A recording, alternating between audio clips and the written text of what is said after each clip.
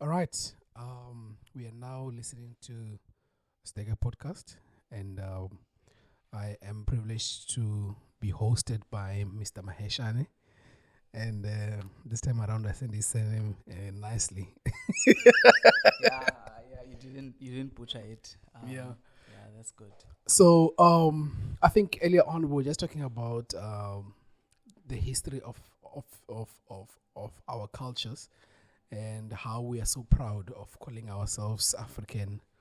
And in a sense, there's not a lot that has been documented in terms of what we do and how we used to do our things. And I just liked how you were just breaking it down that things like maize meal Mm. was not originally our thing. Yes. It came, but I feel like I'm actually taking the words out of your mouth. Yeah. But I think it would be nice for us to maybe break it down from what you were saying, that how are we, in a sense, practicing things which is a mix of either traditions or and religion. Mm. Yeah. I think the biggest problem we have in Africa is that our history has not been documented. Mm. The history has not been documented. A bulk of what we know and what we have is through oral tradition. So, and if you go and look for history of Africa, you find that is the people from the West and people from Europe who have written books and got interest in writing the African story and the African history, which is where the problem is, according to how I see it, because it's always nice to have someone who's African to document Africa.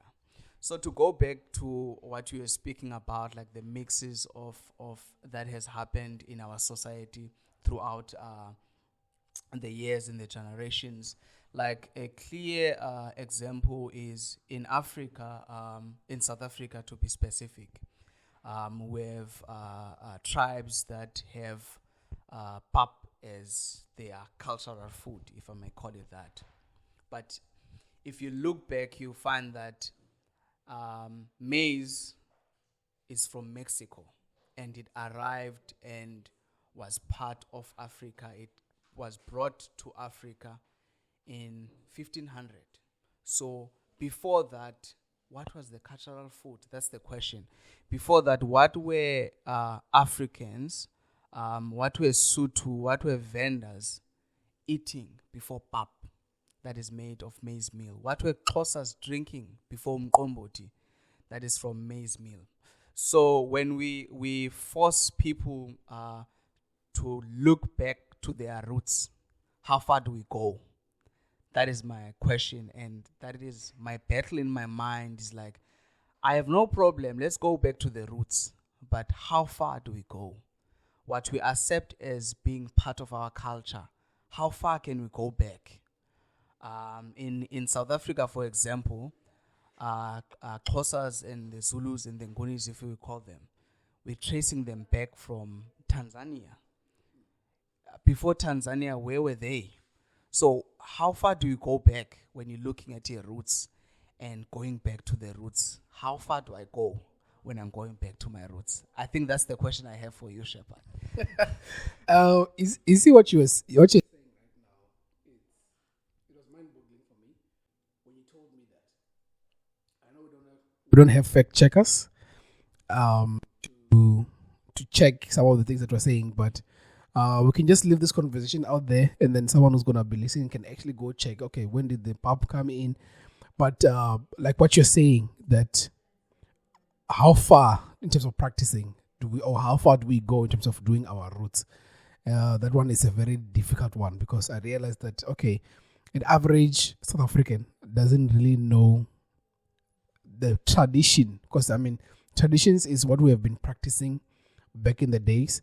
And I liked, because right now we're just talking about pop, but let's maybe get into the practices of certain things that we were doing. I like the example that you made earlier on about slaughtering when the child is born. Can you please just explain that part as Oh, well?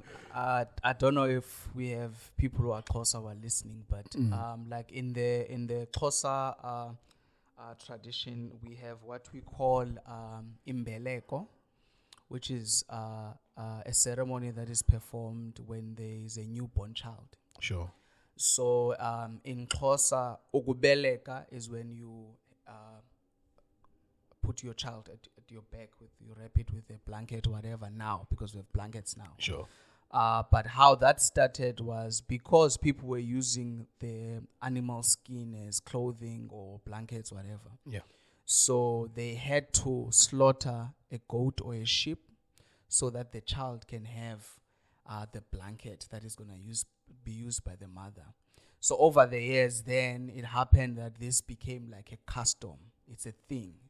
And in our time now, we have situations where a child that is, because we have blankets now, when a child is 6 or 8, or even when they are still young and when they get sick, someone will go to a sangoma or a gqirha and they will say, the child is like this because they never performed or did imbeleko for this child. Sure. So stuff like that, they make you question, and you're thinking this started, when it started, it was because of the lifestyle at the time. At the time, there were no blankets that the ones we have now. The blankets were made from animal skin. So the slaughtering itself, the way I see it, it had nothing to do with the ancestors. It was slaughtering so that my child can have a blanket, and because we have already slaughtered, then we're going to eat also. So the family is going to have this meat, but the reasoning behind the slaughtering, we're not slaughtering for the ancestors. It was already introduction. Yeah, it was. There are people who come and say, who agree that imbeleko is different from introducing the child to the ancestors. But there are also people who think it's one thing. Oh, I Not see to say what you that mean, the child is not introduced to the ancestors. Sure. It does happen. But now in our days, and where I come from and from my background, Yeah. I found that most people treat it as one thing. Sure. This is where I'm at now, is when people treat it as one thing. Yeah.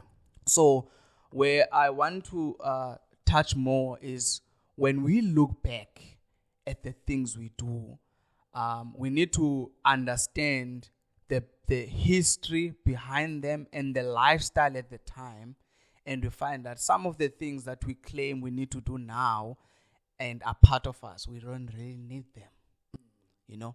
I don't need to do imbeleko for a child because we have blankets now. Do you get my point? There are things we don't really need to do because life has changed. The way we live in life now is different from the olden days. I'll take another twist to our conversation. It's still part of it. The way lobola is done in our days, it's different from how it was done before. Okay. Before, anyone in the society or in a community, anyone had a chance to get married, because even if you are from a poor family, the family will say, we want our child to get married, so we're going to take one cow and ask shepherd, can we have your daughter? We respect you. Here's what we have. But we have seen a beautiful flower in the Pandeka house. Yeah, and that's how they used to say it. They will do it like that. But now you need to have so much money, because there's so many cows that There's you need. value. There's value that has been put on the child. Yeah. You said there's no fat checkers, but from what I read somewhere about lobola in the Zulu culture, there's a man, a white man who was called Shepston. Okay, shepherd. Yeah. Shepston, not Shepherd. Yeah. I don't know if you know the name, the place called Port Shepston. Yeah, I think I've heard something. So So there was a man. The man Shepston is the one who actually came and gave. Let me just let's just. We're coming back now. Just got a short break. Okay, welcome back. Yeah. We had an important emergency. Sure. So as I was saying, Shepherd, Yeah. with the Zulus, Shepston came and said, look, Lobola should be 10 cows. Before that, there was no number. There was never a number for okay. Lobola. Sure. There was never, it needs to be 10 cows. You said it's 12 Shepston cows. who? Shepston. I don't know Shepston who, but We'll I look just it know up. is a man called Shepston. Sure. We'll check it out. Yeah. Look it out. Okay. Then he gave this number, and then people started giving the names. I don't know if you're familiar with how the whole Lobola thing works. So there's a name for each and every cow. Maybe there will be a cow for the mother of the child, the cow for the father, The uncles, and the cow for they have names, but I don't know all of them. But where I'm getting at is that the way Lobola is done now is different from how it was done before. Sure. Which emphasizing my point that things change over time. As people progress, they change how they do things. So if you want to say people must go back, you should always be thinking up until when. Yeah. Do you get like true. where our conversation is at? It's like we're looking at a time in our, like you go to social media, it's like people have left their roots. People no longer, respect elders and and all of African those things. spirituality as well, Like yeah. African spirituality is a big conversation now. At the moment, yeah. And the sad thing, it has crept in the church. Sure. There are people who are telling you, why should I focus on Abraham, who's not my ancestor, when I have ancestors? That person is reading the Bible. And my thing is, at where we are now, is that people are not accepting things fully. It's rare to find someone who is in African spirituality fully. They're not reading the Bible. They won't tell you about God and Jesus. They just believe ancestors. Now you have people who go to church on a Sunday. They slaughter on a Saturday. They read the Bible. The Bible is specific that you should not consult the dead. But somehow, because of the mix in cultures and belief systems, people ignore those type of verses. It's like, no, this thing works. I believe in God. They have this saying, I worship God, but I praise and respect my ancestors. They help me. Yes. They are part of me. I need both these things. And then Jesus will say, you can't serve two masters. Sure. So people are refusing to be honest and truthful with themselves. And Shepherd, the funny thing, this is not a new thing. It's been happening throughout centuries. People have been mixing. In the Bible, you hear Israelites, they will be worshiping God, Jehovah, and they mix up with the Philistines and want to take these idols from the Philistines. Sure. Maybe having problems with the crops. This Philistine guy that I know, that I met in a trading port somewhere, told me that actually there is a God for rain. You'll be sorted with your crops. Sure. So history is a good thing to look at, and it helps us when we're having problems in our time. It helps us to know that actually wherever we are now, as Solomon would say, nothing is new under the sun. Yeah, it's so true, because you see, I just wanted us to maybe just break down the one about African spirituality. Can African spirituality and Christianity coexist? Because most of the time, most people are presenting it as if it can, and you hear a Sangoma say that, no, I still pray to God, and I still consult my ancestors, and it seems like there's a result on both sides. Yeah. And or the position of where God is, you kind of like ask yourself, okay, so what's really happening here on both sides of things? Because you see, the one thing that we actually concluded was human beings are too complex. Yeah. So the question that I'm posing to you is, can really African spirituality and Christianity coexist? It's a very sensitive spot. It's Sure. a very sensitive spot. Yeah. What you just asked me now, my answer will be a reason I will not even be invited at home. Where I see what come you from. mean. Sure, You know, sure. It's a very Yeah, sensitive yeah, I thing. get what you But mean, my yes. answer is this. If you are truthful with the God of the Bible, it can coexist. The God of the Bible is clear that the dead cannot speak. You can't consult them. Yeah. You can't speak to them, they speak to you back. That's the God of the Bible. You know, I like the fact that I'm saying the God of the Bible because people believe in things and say it's God, but you don't know which one. Yeah, sure. But the God of the Bible is clear. Yeah. These things can't coexist.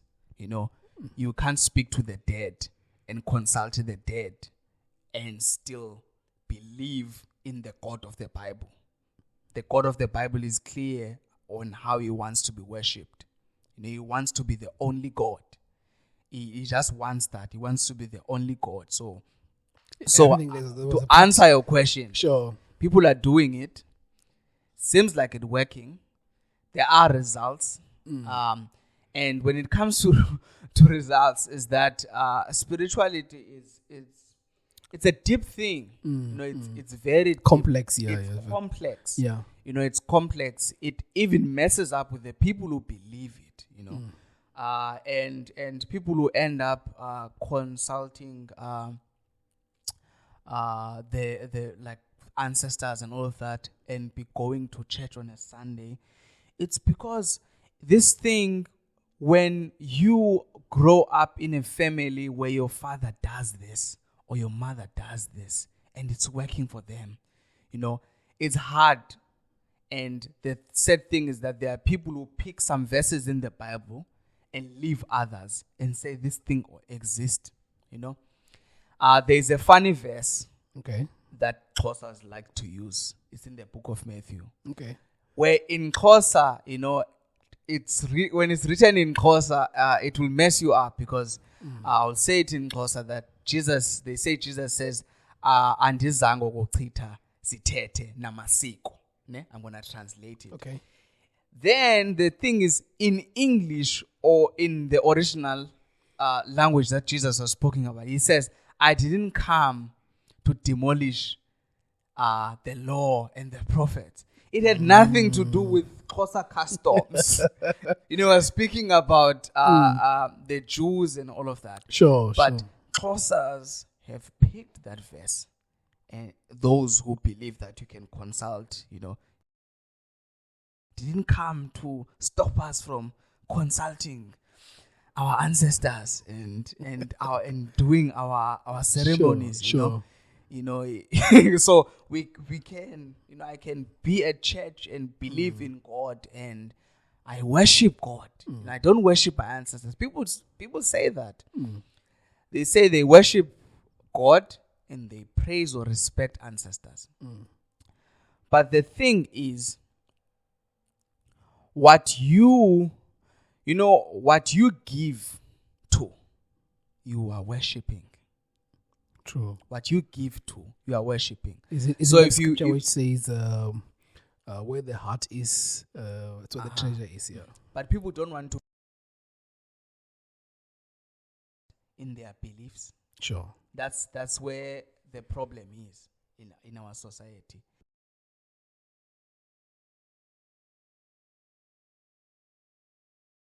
People who stick to one thing and do it fully. Sure. Because this mixing is been there and it's been an issue even in the Bible. You find that the Israelites were in the hot and cold relationship with Yeah. God, Yeah. because they would be worshiping God and then come and worship the gods of whichever nation was dominating them at the time or was around them. which is why God would not encourage them to marry in other nations, because they will be worshipping God and then they'll be worshipping idols and all of that. That's, if you read the Bible, you find that that's one battle God had with the Israelites throughout. Like, you read the prophets, that's one thing that God had. Is like, you Israel, you are my wife. Why are you cheating? Yes, I think it's Ezekiel. Yeah. Like, why are you cheating? So Shepherd, not to sidetrack, I think mixing is an old thing. Sure. And it's an old thing, and people don't want to deal with it. It's like, and I was saying to you, it's a sensitive thing. Because the moment you touch on what a person believes, there's a saying that if you want to remain friends with people, be their colleagues, don't ever discuss religion. Oh, I see. Because it says, and politics. It's a very sensitive thing, because it's life, and people are complex. But we've reached that conclusion, me and you, that people are very deep and complex. People are very deep and complex. I think I like what you're saying, and it just brought me to a place where, because I know right now, I just asked you if these two can coexist, right? And then I am also of the notion that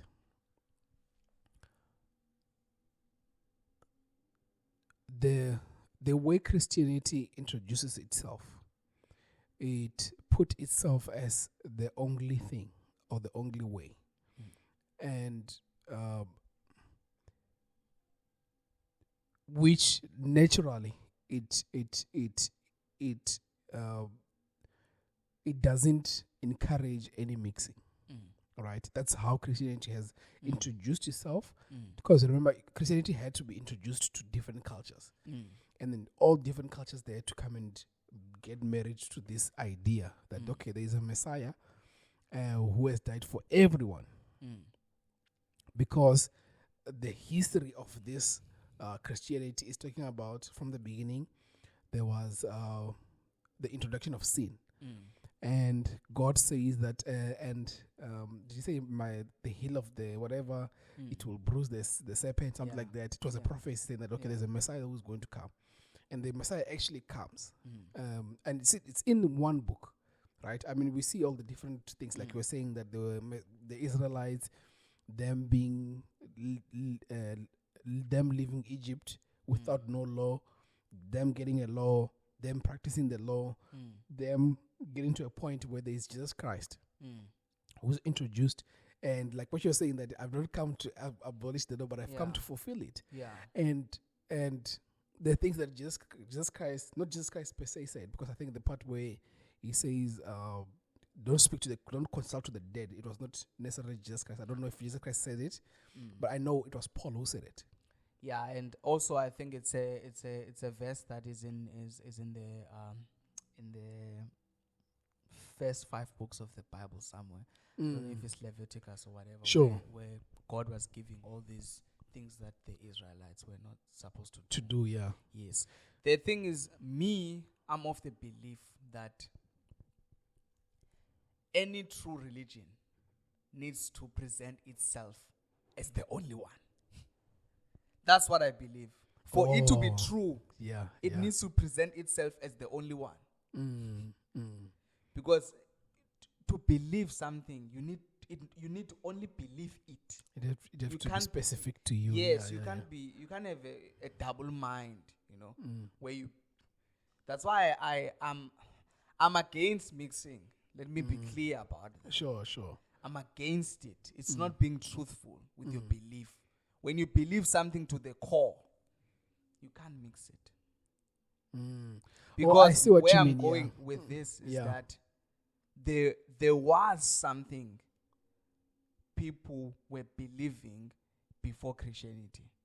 In Africa, when we are talking about Africa, before it came, there was something people were believing. But now it's mixed now. Christianity and Islam, and I mean Islam is almost like there are even almost people who, there are people who judiciary, yeah. even mix Christianity and Islam. Mm. But people in Islam, they are very clear, and they are clear with what they believe. You know, they will tell you, we know Jesus is in our Quran. We respect him As a prophet, yeah. as a prophet. Yeah. They are clear, but they will tell you he didn't die on the cross. You know, God cannot be a father and have a son. They are very clear. They don't recognize Jesus as the Son of God, because to them, their understanding of God does not make sense for God to have a son. So they are very clear with what they believe. But now, in our time, it's a lot of mixing. It's New Age. You know, there's people who are Christian who says you must trust your energy, believe in yourself. You know, it's good to believe in yourself, but there's the belief in yourself that is wrong. That is a mix of New Age. If you understand where Yes, I'm I getting understand. at, Yeah, where yeah, sure. you look within. Chakras and all those There's stuff. there's a look within. You know, silence the surroundings and look within. Meditate and all those stuff. Yeah. It's the mix where our conversation started before we started the recording. And There's a you mix, see, man. and you see when you talk about mix now, right? I think maybe to end this conversation, right, is I am of the belief of that most people will, especially in our time, will have to try as many belief systems up until they find the true one, right? And the usual thing that I would say on top of that is results does not necessarily mean true, because spirituality is complex. You can you hear stories of people who are doing blood sacrifices by killing a chicken, and it doesn't mean that doesn't work. It works for them. It works for them, right? But result doesn't necessarily mean truth, because to bring the idea of truth is, who talked about truth? Jesus Christ talked about truth, that I am the truth, right? He speaks that he is the truth. So some of you guys who are listening to this podcast is you will try your belief systems, whether you want to call it African spirituality and all those stuff, but at a point, God willingly, God will bring you, because at the end of the day, most beliefs, they know that there's only one God. Whether they call him Allah or whatever, but they just know that there's one supreme God. And Jesus Christ also talks about that one God, and even the way that he relates with this God, he talks to him as if he said he's my father, and no one gets to the Father except through him. That's why he's talking about I am the truth. You understand what I mean? So I think most people, at least from what you can get out of this podcast, is at least you know that we are telling you that, guys, not we, because this is my view, right? I am telling you that, guys, if you feel like you want to go and try out all this stuff that you want to try out, go try it out. If you want to mix things up, mix things up. But I know, like you were saying, that every belief presents itself as the truth. And I know God will always want to present himself as the truth. As you're practicing, you realize that no. Because most of the time, I have went into the rabbit hole of listening to cultists or like, those guys who are Satanisms. Listen to their testimonies, what they used to do, and how God just comes through. And I'm like, okay, so which means God is still fighting to make sure that, because remember, God, there's a verse in the Bible that God doesn't wish anyone to go to hell. So he will fight to make sure that you get to there. And you know that the purpose of preachers is to tell you that, hey guys, there's a heaven to go to, right? And I'm not a preacher. I'm a child of God, yes, but what I can tell you is, you guys go practice what you want to practice. But because obviously I have a bias already. that my bias is Christianity. Yeah. And I just want to put it out there that my bias is Christianity, but I realize that people want to go within this wave of trying things out, going back to their roots. And this roots thing, I feel like we still have more just to talk about, because you see, this roots thing, it's what people are just trying to get. They want to get back to practicing the actual core of their tradition. And the thing is, Shepherd, as I also we are concluding, is that people are being hit by life now, and they are confused. They want answers. Sure. That's the thing. People want answers. That's why there's a whole lot of people saying the reason we are not getting answers is because we have left the old ways of doing things. People want answers. But my concluding, I'm also biased. I'm Christian. But my conclusion in this matter is that let us be truthful in what we believe. Sure. If you believe something, don't mix. Believe it fully. Research it. Ask about it. But be at the core of you must believe this thing fully. Sure. If you believe in ancestors, I don't want to see you in a Christian church where there is a Jesus. Yeah, but where there is a God that tells you that you can't consult the dead. Sure. Do what you are doing fully and truthfully. But you don't see, mix. But you see what you're saying, right? Is I think I've heard several Sangoma saying that they still believe in God. And I think most of them is this is someone who started as a Christian, and then they finally accept their calling as a Sangoma, and then as they were doing these Sangoma things, they realized that no, man, but I can still pray to God. And I think that person, when they say God, they're not just talking about God general. They're talking about the God that they encountered as a Christian. Yeah. So the idea of belief, there's something which Jordan Peterson said, right? He said they kept on asking him. I don't know if you have seen the clip. Yeah, I've seen. What they do kept you on, believe? Yes, are you a believer? He said, I'm afraid to say that I'm a believer because when I say I believe in something, it means, like you're saying, my whole being has to reflect what I believe. Because the moment you do not reflect what you believe, then it seems as if you're a hypocrite. Yeah. And that's what in the Christian circle we are seeing now, where people are believers, but they're not practicing fully what they believe. Yes. And I agree with Jordan Peterson there, because it's belief needs honesty. That's why I keep on saying people must be truthful. Sure. You need to be honest with yourself more than being honest or trying to show to other people, but I believe this. You must just look, do I really believe it? It just goes there. Do I really believe this thing? And from there you go to, is this how a person who believes in this thing behaves? Yeah. What should a person who believes in this be doing? What should they be reading? What should be a guiding?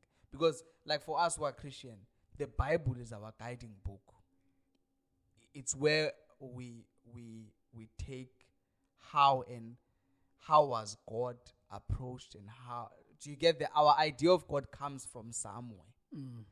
And in all of that, we need to also be, do you get truthful in how we look at the Bible? Take it and accept what it says. But what I'm trying to get at is that people don't want to be truthful. That's why there's a mixing. You can't, like, if you're truthful about believing in the God of the Bible tells you clearly that this is how you should behave. Yeah. It does not only say you should not consult the dead. He tells you the state of the dead, that they can't speak. Once they are dead, they can't come to you. They can't say anything to you. They are dead. So which means whatever you're speaking to is something different. So my starting point with people who mix and all of those things is one, where when you're having a conversation with them, where you know you can continue the conversation or not, is, do you believe the Bible? You know, if a person says yes or no, then that's your foundation. Okay, this person believes the Bible. Then the expectation is that if you open a verse that says, disagrees with what they are doing, they should be taking it because they believe. Sure. But people don't do that. So, yeah, but I feel like we are in agreement. I know you have your own conclusion and your own way with this topic, but my conclusion as we're concluding this podcast is one. Let us be honest with what we believe. Let us be truthful about it. As you want to conclude, I have something that I just figured now, right? That you've heard of these big ideas. The big ideas are one religion. I don't know if you've heard about this one religion thing. One religion, that's a new world order. Oh, okay. Type of conversation, right? Yeah. I know it's a rabbit hole, but what I'm seeing now is this facilitates the endorsement of the one religion, because everyone wants to say that whatever that they're doing or whatever they believe in is true. And I think maybe we might be getting into prophecy here. I don't know if it's the spirit of prophecy that has come upon me. Come on. But what I'm trying to say here is, you see, even the Antichrist, when it comes, it will be pushing ideas like love to be the one religion. Because what is the one thing that we actually want as human beings? To treat each other. We just want to treat each other. Be kind. They would be talking about things like, be kind to one another. Love one another. And those are the fruits. Basically, if the Antichrist had something to use, probably it would be the fruits of the Spirit, and force them to become the basis, the fundamentals of this religion. Because as much as we are different, you are black, you are white, what's the best thing to do is to be kind to one another. Let's just focus on the most. You see, the thing, Shepherd, the reason I'm laughing is that all of these things, they are not new. True. They've always been there.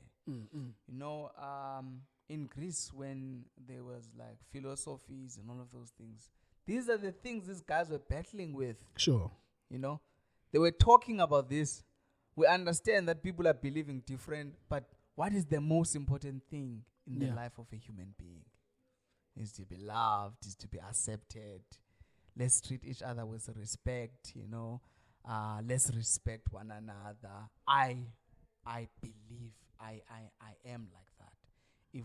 If I don't even want to talk about religion, when it comes to talking to someone who believes something different, because I feel like if we have to have this conversation and we are both honest, we'll punch each other.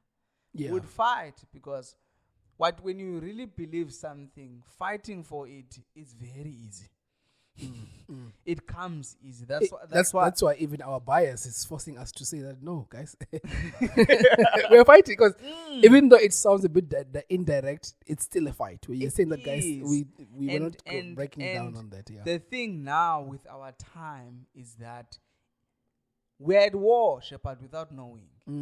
The media has an agenda. Sure. They are pushing whatever they are pushing. You like it or not, you love a series, they're going to push something. Yeah, there's always something that's being pushed. Yeah. I don't want to say it, but they're going to push it.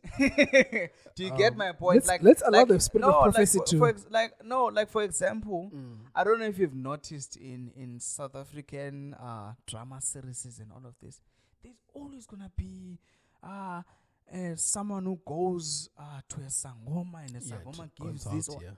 Do Do you get like it was there before, but now it's ripe now. Do you get like when you're watching, there's always this person who's powerful in a certain way because they've went to someone who gave them something to be powerful, you know. And like you go to social media, TikToks. Now people have come out and they're bold and say, look, I can give you something for Utwala. You must just take it. You're going to be rich. It was those things we knew before that they are there. But people are not bold enough to say, I can give you something. Sure. So, but like, I think what we agree is that humans are complex. And mixing has always been there. It's in the Bible. It was before the Bible. Because as you were saying, the issue of results. People are attracted to a God that seems like is prospering the people who believe. It's believers, yeah. It's believers. Sure. It's attractive. That's why there are people who go to cult churches. Sure. You know, because you look at the parking lot of a cult church, there's a Lamborghini, there's this. So people are like, maybe this thing really works. Do you get like, it's really hard. It would be really hard to convince someone to worship a God of poor people. Do you see? Yes, you just so humans. I don't understand this one. Let's not even go into it. We'll talk really about hard. it. It's really hard to convince people to believe a God of poor people. I'm telling you, Shepherd. Wow. Why should I? You know, you are poor. So if I worship your God, now it means that I might end up being like you. Do you get like Queen of Sheba? It gets to Solomon, he sees like, yo, this guy, the temple is of gold. And it was attractive. So much order, yeah, sure. It was attractive. Yeah. Prosperity is attractive, Shepherd. Let's be honest with it. Oh, so it's prosperity that's attractive. Prosperity is an attractive thing. That's why people go to and worship with people who are well off. Islam is where it is now because if you look at the Middle East, Dubai, they are wealthy. These people. Sure, you get my point? Part of the reason why Islam is growing at the rate that it is because people who believe in it, they are well off. Yeah, it's the God that gives money. Christians are well off. Do you get where I'm at now? Sure. And you'd be shocked. It's coming. Once people start to see that people who are in African spirituality are well off, they're going to be going there. So that's a conversation for another day. I think let's conclude. Yeah, it's either they go or the mix. They're going to go or mix. Yeah. So yeah, I think because I want at least someone who's listening to this, and this is more of a conversation. We're just sharing ideas, and both of us were Christians, and at least we must be able to give commentaries on what is happening currently. At least it gives us an idea of how do we set ourselves up moving forward. But I think in terms of a takeaway point is we have discussed, not in depth, but we have discussed the peripheral, like just here on top, to say that we have realized that, okay, there's African spirituality that's going up now, Islam and all this other stuff. So in conclusion, let's just conclude that this is the end of our podcast. Can I say something before we end the podcast? I'll just love to say this podcast was not planned. We're just having a conversation, and Shepherd just said, look, I have my recording stuff. Let's record. So I just want to make that clear. It's not planned. Yeah. And I've known Shepherd for some time. He loves to learn. I'm also like that. We are open to learning. You know, if you want us to learn about your cult, feel free. we are not shaken. Definitely. We love to learn. It was just an honest conversation. We're not attacking anyone or any beliefs or belief systems. We just want people to be truthful and kind at the same time. But yeah, I just wanted to say it was not planned. So, but yeah, I believe it will challenge and raise other conversations Yeah. around the matters of our society. Yeah. Okay, let me not say anything else, guys. Thank you very much. Good night, good day, and good morning.